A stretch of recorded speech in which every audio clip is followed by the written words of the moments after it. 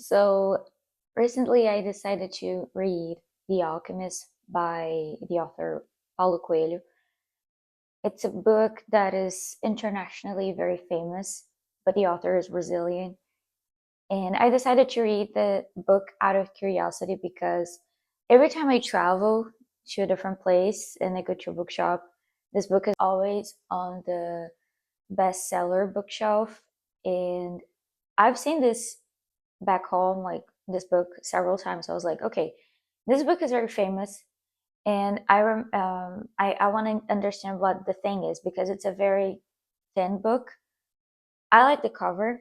I don't have it here, but the cover is interesting. The name is interesting, and I always knew Paulo Coelho was a very famous author, especially internationally. If I'm not wrong, I think he's the Brazilian author with the most international publications. And even back home, he's a very well known bestseller author. So I was curious. And in this video, I'm gonna share a little bit what my thoughts are on the book, if I think it's worth this international success, and what I liked. And I think it didn't really work in this book. According to my Google research, this is the Brazilian book that has the biggest success outside of Brazil. And I've saw some people describing this book as life changing. So I went to see a little bit of the synopsis, and I found out that this is a fable of self discovery. And while I was reading the book, it gave me The Little Prince Goes to Egypt vibes, but not necessarily so. I don't, I mean, it reminded me a lot of The Little Prince, but I don't specifically see a kid or older kid reading that. Not because it has heavy themes, I just don't think it would be entertaining for a kid. It's not a long book, but I mean, The Little Prince is shorter. But I felt a similar vibe. So, The Alchemist is a short novel or a fable, if you prefer, by the author Paulo Coelho, like I said. And this book is going to tell the story of a young shepherd in Andalusia in Spain. We don't really know when this story is set, which I think is interesting. And it's going to follow him throughout his journey. So the story is going to start when this young shepherd boy is preparing to take his sheep to a new city, because in this new city that he had been in the year before, he found a girl that he really liked, and he was very excited to see her. But the 2 nights before he actually went to the city, he has the same dream, and he's preparing, right, to travel with his ship. So he goes to the current city that he is, and he decides to run some errands, like, get his hair done, um, go get a new book because he likes to read. And he sees a fortune teller, and then he remembers the repeated dream that he had, and he decides to consult with her. And for his surprise, he pays her. She advises him to follow his dream, literally. You might be a little bit curious what the dream is because it's such an important thing for the story. Basically, he had a dream that he was in front of the pyramids of Egypt, and he started to dig it, and he found a treasure. That's the dream. And now he is supposed to follow it. But he thought, well, that's a very weird thing to say for someone, like literally follow your dream. Such a odd dream, especially because he was in Spain, and the pyramids are across the sea for him. So he thinks he was just tricked for his money, for this fortune, by this fortune teller. But before he goes back to his sheep and is ready to go to next town, he encounters a man that, surprisingly enough, knows a lot about him, and they never met before. And this man basically also tell him, follow your dream, literally. And that's basically the story. He does decide to follow his dream, and we go on this self-discovery journey with him. We don't know much about him in details, like we don't know his name and we don't know how old he is. He's supposed to be between 20 and 25 years old, I guess, my interpretation. So, what worked for me? I totally understand why the book is the success it is, on my humble opinion. The language is very simple and the message is strong and straightforward. It's also a simple message, so anyone can read it, and I'm pretty sure that depending on the point where you are in life or the things you've been through in life, you can resonate with the book and the message of the book. And I think this is the biggest highlight, is how accessible it is, and simple. Like I said, it reminds me a lot of The Little Prince in this way of delivering it a bigger message. The book is definitely more esoterical than The Little Prince would be. It has a little bit more of a message of being one with the universe and things like that. So, I mean, if you're not much an esoterical person or mystical person, it might not be 100% for you. But even though it has this type of messages, it's not like super heavy on it. So it's a easy book to follow. Like, I feel like it transported me to a place. It's not, this is a feeling that I don't have with every book, and I love that.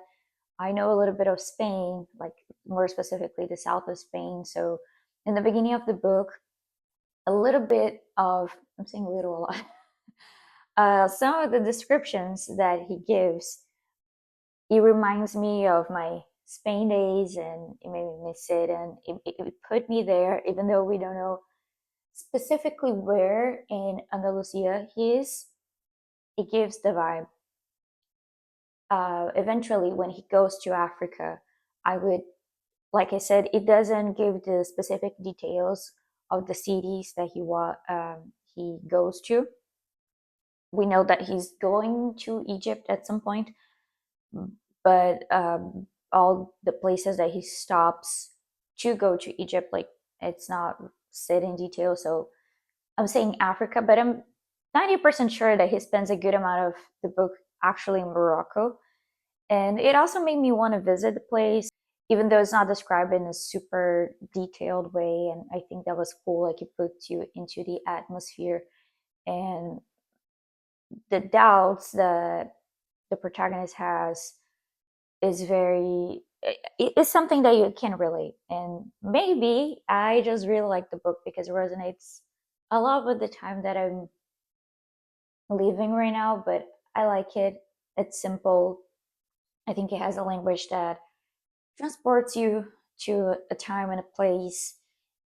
It tries to give a moral lesson for the reader, and I think it succeeds in it. It has lots of quotable stuff. So if you Google The Alchemist and go to Google Images, you're going to see lots of quotes that are good enough. And it didn't give me self help vibes, even though it says self improvement and self discovery type of book. It didn't give me self help vibes, if that makes any sense. Speaking of self help style books are not really my thing. So this one, like I said, doesn't gave me this 10 things you have to do to change your life vibe, which is always a great thing, I think. So I'm going to bring the things that I think don't work that well. I found the book very repetitive, to the point where I was like, let me check who is the age group target for this book, because the same phrases are repeated over and over and over and over and over again, sometimes by different characters. And I understand the vibe, not even the vibe, I understand the idea of it almost being a mantra, but sometimes it's not even a phrase, it's just like a whole paragraph that is repeated by different people. I don't know, because maybe because I read the book back to back at once, I was like, okay, this is a little bit like I kind of got the idea the first time and the second time. So maybe you shouldn't bring up the fourth time. Maybe if you read the book with more pauses, it won't be as annoying as it was to me, but it was very annoying, like the same topics being brought up over and over and over again. Basically almost every page I was like, okay, I understand what you're trying to say. So that turned me off a little bit. And I think if you cut off this part, the book could be even shorter and it wouldn't ruin the message, the final message of the book. So that was like a huge thing that, I mean, it would take me off of the story. Like I said, I was very immersed in it and I read back to back, but the repetition would make me pause and be like, okay, I'm done. So I would understand, overall, I would understand why some people wouldn't like this book, and I would understand why some people wouldn't find this book life changing. Because it's a simple book. I mean, this is a plus. I like, it doesn't try to invent the wheel or anything like it, but it could be a minus for a lot of people because since this book is extremely famous, you might start reading it with an expectation that this book is going to change your life. And it might not change your life because, like I said, it's not in my interpretation, it's not a book that tries to glitter up a basic message. I think it's very honest about the simple message and the simple language that it has. So maybe depending on your expectations, you might not like it as much. And also, like I said, you're gonna love this book if you're living the same situation as the protagonist, or if you lived a similar situation, you might resonate with it. So, do I really think this book is a self-help book? Yes and no. In a way, like I said, it's a book about self-discovery, and this is a different way of saying self-help, I guess. But it's not the practical 12 ways to charm people or 12 ways to be a leader. It's more about inner reflection. It's more about contemplation.